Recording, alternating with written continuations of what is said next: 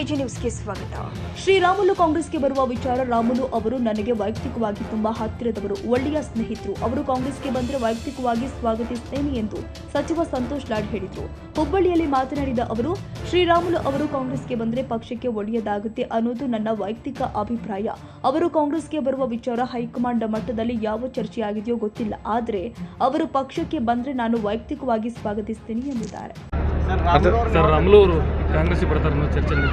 ನನಗೆ ನಿಮ್ಮ ಮುಖಾಂತರ ಮಾಹಿತಿ ಇರ್ತಕ್ಕಂಥದ್ದು ನಮ್ಮ ಜಿಲ್ಲೆಯವರೇ. ನನಗೆ ರಾಮುಲು ಅವ್ರ ಬಗ್ಗೆ ಅತ್ಯಂತ ಗೌರವ ಇದೆ ನನಗೆ. Is always a great friend of mind.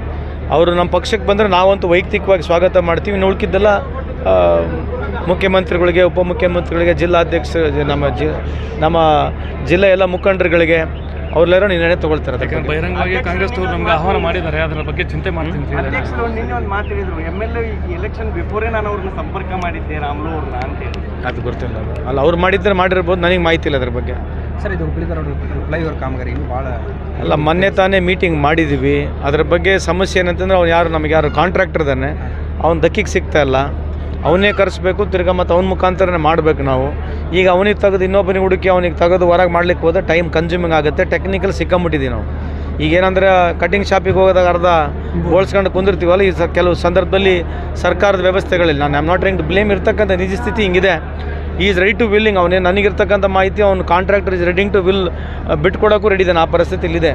So ಅವನಿಗೆ ಕರೆಸ್ಬೇಕು. ಯಾಕಂದರೆ ಈಗ ಟೆಕ್ನಿಕಲ್ ಇಶ್ಯೂಸ್ನಲ್ಲಿ ಅವನಿಗೆ ಕರೆಸ್ಬಿಟ್ಟು ಮತ್ತಿಲ್ಲ ಟೈಮ್ ಇಶ್ಯೂ ಲೇಟ್ ಆಗುತ್ತೆ ಅಂತೇಳಿ ಒಂದು ತೀರ್ಮಾನ ಮಾಡಿದ್ದೀವಿ.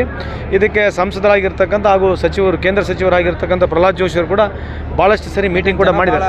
ಮಾತಾಡ್ತೇವೆ. ಸಮಸ್ಯೆನೇ ಹೇಳಕತ್ತೀನಲ್ಲಪ್ಪ. ಈಗ ಐರನ್ ಆಗ್ತದೆ, ಅನಾನುಕೂಲ ಆಗಿದೆ, ಅದರಿಂದ ಆಕ್ಸಿಡೆಂಟ್ ಕೂಡ ಆಗಿದೆ. ಬಟ್ ಇರತಕ್ಕಂಥ ಪರಿಸ್ಥಿತಿ ನಾನು ನಿಮ್ಗೆ ಹೇಳ್ಬೇಕಾಗತ್ತೆ. ಈ ಥರ ಪರಿಸ್ಥಿತಿ ಇದೆ. ಯಾರೇ ಬಂದರೂ ನಮ್ಮ ಪಕ್ಷಕ್ಕೆ ಒಳ್ಳೇದಾಗತ್ತೆ. ರಾಮುಲು ಅವರು ಈಸ್ ಅ ಟಾಲ್ ಲೀಡರ್ ಇದ್ದಾರೆ. ಆ ಸಮಾಜದಲ್ಲಿ ಕೂಡ ಟಾಲ್ ಲೀಡರ್ ಇದ್ದಾರೆ. ನಮ್ಮ ಜಿಲ್ಲೆಯಲ್ಲಿ ಒಬ್ಬ ಟಾಲ್ ಲೀಡರು. ಆಲ್ವೇಸ್ ಈಸ್ ಒಬ್ಬ ಬಡವರ ಪರವಾಗಿರ್ತಕ್ಕಂಥ ನಾಯಕ. ನಾವು ರಾಜಕೀಯವಾಗಿ ಬೇರೆ ಬೇರೆ ಪಕ್ಷದಲ್ಲಿದ್ದರೂ ಕೂಡ ನನಗೆ ವೈಯಕ್ತಿಕವಾಗಿ I don't have any difference. ನಾನು ಅವರಿಗೆ ಗೌರವಿಸ್ತೀನಿ. ಅವ್ರಿಗಾದಂಥ ಒಂದು ಶಕ್ತಿ ಇದೆ.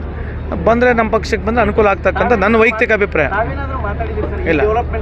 ಇಲ್ಲ ನಾನು ಸತ್ವಾಗ್ಲೂ ಮಾತಾಡಿಲ್ಲ. I am not spoken to. ಅಲ್ಲಿ ನಂದು ವೈಯಕ್ತಿಕವಾಗಿ ಸ್ವಾಗತ ಇದೆ. ಅಲ್ಲಿರ್ತಕ್ಕಂಥ ಎಲ್ಲ ಜಿಲ್ಲೆ ಮುಖಂಡರುಗಳು, ಅಲ್ಲಿರ್ತಕ್ಕಂಥ ನಮ್ಮ ಜಿಲ್ಲೆ ಉಸ್ತುವಾರಿ ಸಚಿವರು ಜಮೀದ್ ಅಹಮದ್ ಖಾನ್ ಇದ್ದಾರೆ, ಅಲ್ಲೆಲ್ಲ ನಮ್ಮ ಜಿಲ್ಲೆಯ ಶಾಸಕರಿದ್ದಾರೆ. ಅವ್ರ ಜೊತೆ ಮಾತನಾಡಿ ನಮ್ಮ ಹೈಕಮಾಂಡ್ ಏನು ನಿರ್ಣಯ ಮಾಡುತ್ತೆ ಅದು ಅವ್ರಿಗೆ ಬಿಟ್ಟಿರ್ತಕ್ಕಂಥದ್ದು. ನನ್ನ ವೈಯಕ್ತಿಕ ನೀವು ಕೇಳ್ತಾ ಇದ್ದರೆ I am welcoming with open hearted. ಕನ್ನಡಿಗರ ಮೆಚ್ಚಿನ ನಿಮ್ಮ AJ 24/7 ನ್ಯೂಸ್ ಕನ್ನಡ ವಾಹಿನಿ ಇದೀಗ ಟಿವಿಯಲ್ಲಿ ಲಭ್ಯ. ಈ ವೇಳೆ ನೋಟಿಸ್ ಕೊಟ್ಟಿದ್ರೆ ವಾಪಸ್ ತಗೋತೀವಿ. ಇವತ್ತು ವಕ್ಫ್ ಪ್ರಾಪರ್ಟಿ ಅಂತೇಳಿ ಬರ್ತದೆ ಅಂತ ಹೇಳಿದ್ರೆ ರೈತರು ಬೀದಿಗೆ ಬದಲು ಏನು ಮಾಡಬೇಕಾಗುತ್ತೆ? ಯಾರು ವೋಟ್ ಹಾಕಲಿಲ್ಲ ಅಂದ್ರೆ ಗ್ಯಾರಂಟಿನೆಲ್ಲ ಸ್ಟಾಪ್ ಮಾಡ್ಬಿಡ್ತೀವಿ.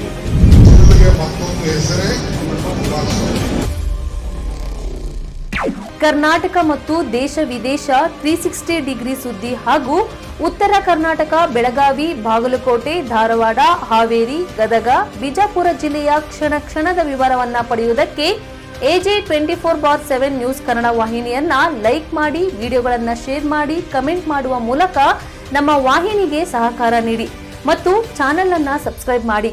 ಧನ್ಯವಾದಗಳು.